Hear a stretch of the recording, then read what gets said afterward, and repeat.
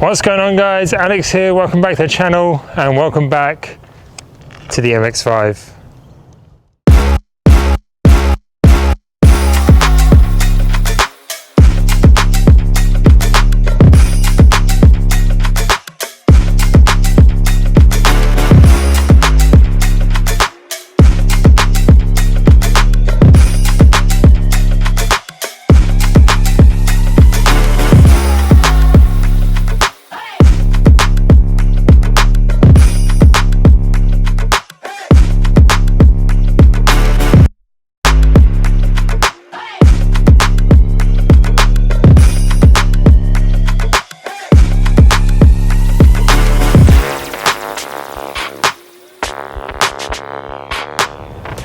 So yes, we finally have the MX-5 back.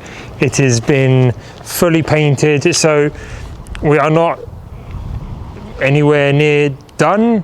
So at the moment, car is not long since got back from the body shop, so it's had its like basic polish, but it needs a proper paint correction going over to get rid of like sanding marks, holograms, buffer trails, all of that kind of stuff. But the main thing is it's back on the channel, and we've fitted the new wheels. So this is the look that I'm going for. So I know some of you may be asking, what purple is it? Ain't got a clue. It's one that Sam, the body shop man, made up for me, because my original plan was I wanted the exposed purple tinted carbon fiber. Now originally I wanted Viola Parfait, one of the Lamborghini colors. We did a couple of spray outs, but it was too much of a color difference. So what Sam done was he made this purple up to be somewhat similar to the carbon finish. I know on camera this is quite dark, that's quite light, but trust me, in person it is a lot more similar. And the thing is, I didn't want it to be exactly the same, because I wanted it to somewhat like draw attention, because that way people would be like, oh, why is that car two colors, or why are the panels different color? They go up, they will realize, oh, that's actually carbon. So a couple of other little things that are different since dropping it off back in October, I think it was now, so that you guys wouldn't have seen, is we have a hard top. We've got the Harry approved sticker put on by Harry himself. Can't ask for more than that.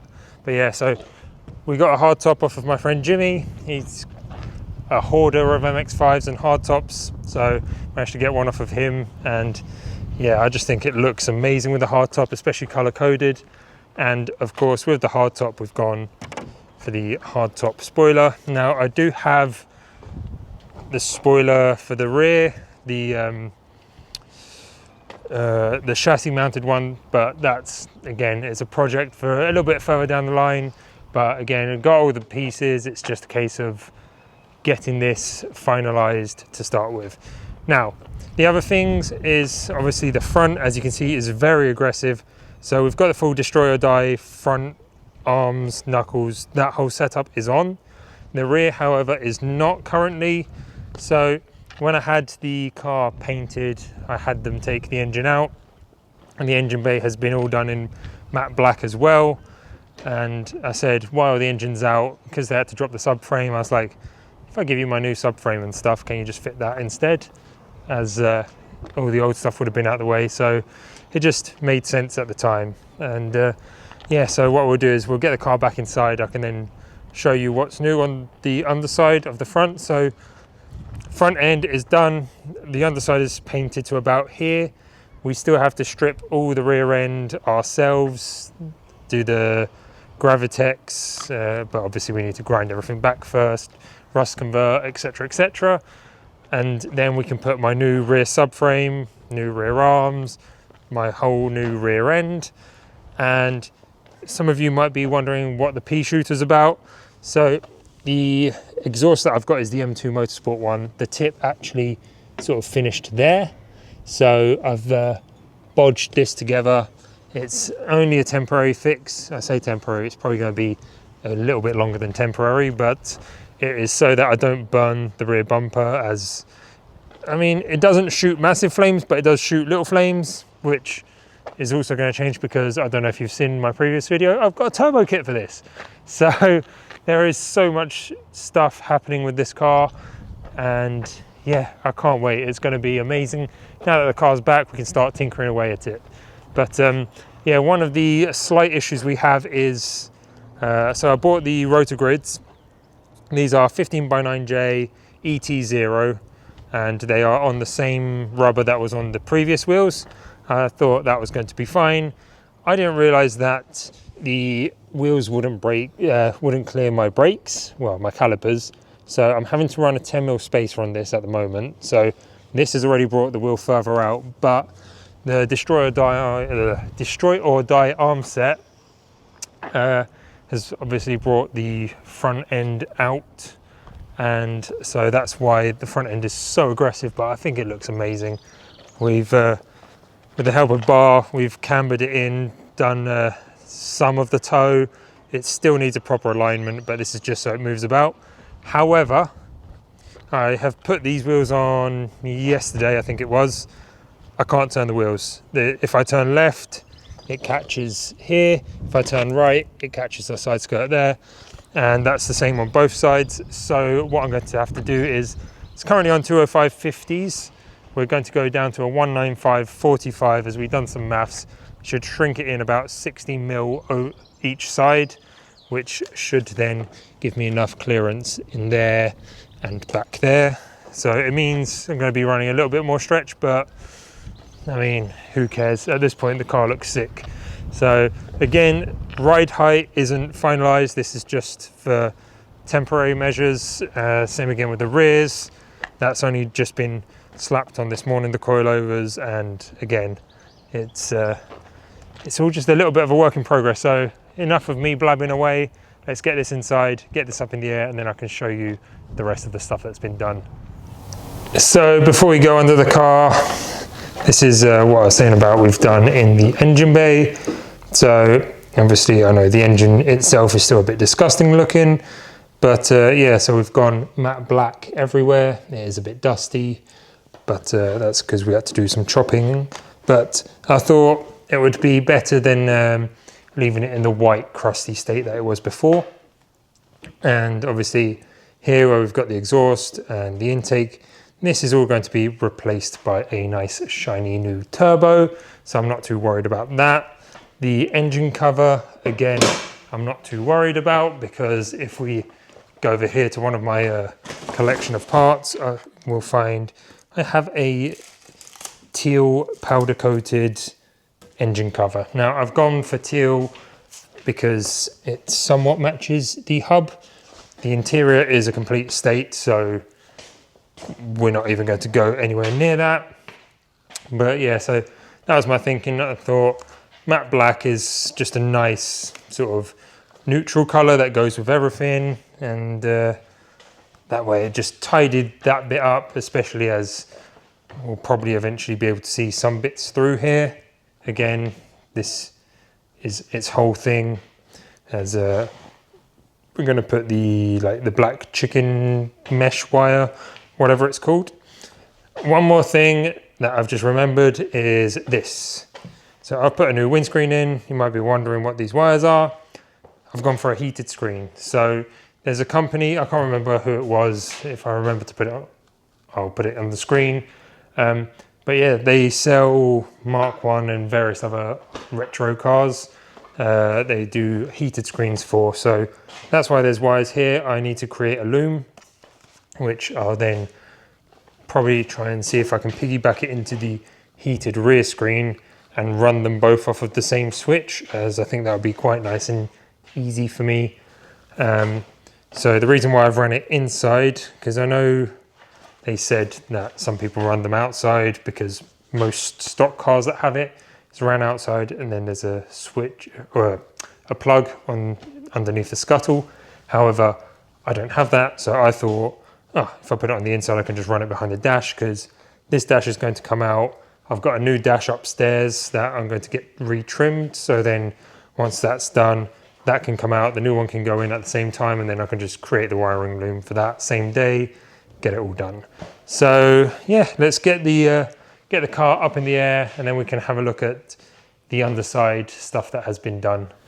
So again, underneath we've got some crusty looking components, but we also have some fresh looking new stuff, which is what I'm mostly interested about. So here we've got the spare subframe that I bought. Again, that's been powder coated, so it was sandblasted, shot blasted, whatever, then powder coated in a purple that I found. So it's not the same purple as the exterior, but I mean, you're not going to see both at the same time. Now, this is where the spice is, the spice of life. So we've got the BC coilovers and the full destroyer die front end bit with the extended tie rods. Now, this has got so much adjustment. We've got caster, we've got camber, we've got toe, we've got whatever you want, really. So we're running quite a bit of camber at the moment to get these to fit. Again, once we've sorted this issue out where we're catching everything, then we can dial in the alignment 100%. And here you can somewhat see more or less what I was on about with the Gravitex or Raptorliner, whatever you want to call it. And one other of the new things that we've done is here we've got a nice new braided hose for the brakes. So while everything was out on the front, we've replaced all the brake lines everywhere. So, well, on the front anyway, and replaced the main one that goes from the master cylinder all the way to the block at the back. As you can see, it is very crusty still underneath here, but this is another project for another day. As like I mentioned, we're going to be taking all of this off, and we're going to be grinding all of that back and then finishing it up like the front here with some nice black Gravitex, as it will just protect it a bit from the rust and it will just look a bit nicer. And again, I've got the PPF, so the power plant frame. I've got another one of them powder coated in this, same as that rear brace and the rear subframe. And then obviously the rear arms, they're going to be the destroyer die ones. So let us get back out from under here. And I think, oh no, wait, I knew I was forgetting something. Nice, shiny, new radiator. So yeah, oh, and the white line anti-roll bars, and all the coolant hoses as well. There's just so much stuff that has been done to the car while they had the front end disassembled that I just sort of threw at them and said, can you fit this as well, please? That I am just remembering it as I go. But yeah, so the coolant, I don't know if anyone remembers from one of my previous videos, this pipe had split, but I had already bought the all new coolant hoses. So these are now all on. I went for black because they didn't have anything else that matched my color scheme. So that's why. And yeah, shiny new M2 Motorsport radiator, as the old one, again, it was crusty. All the water in it was brown. So yeah, we just didn't want that. But yeah, I think that's pretty much it for a little bit of an update. So I am really happy that the car is back and that we can finally start doing more videos with it again, as upstairs we've got so much stuff to fit to it. And yeah, I mean, we've got still, that was the other thing as well, we've got a new clutch. So because I bought the turbo kit, I went ahead and yeah, fitted, well, I didn't fit it, but fighting with these boxes, that's the old clutch. So we've got the new clutch already in there, and yeah, we're just trying to pre-plan everything, just get ahead of the game, and yeah, loads of stuff to come. So I hope you guys have enjoyed this. I'm gonna say short, but I always chat far too much. But yeah, little update video on the car. I hope you guys like the color and the carbon and what I've done with it so far. But yeah, there is definitely loads of stuff coming with this. Next video, we're going back to the Audi. We're actually finally getting around to modifying it. So stay tuned for that. It sounds amazing. And yeah, make sure to subscribe if you haven't, and drop the video a like, and I will catch you guys in the next video. Cheers.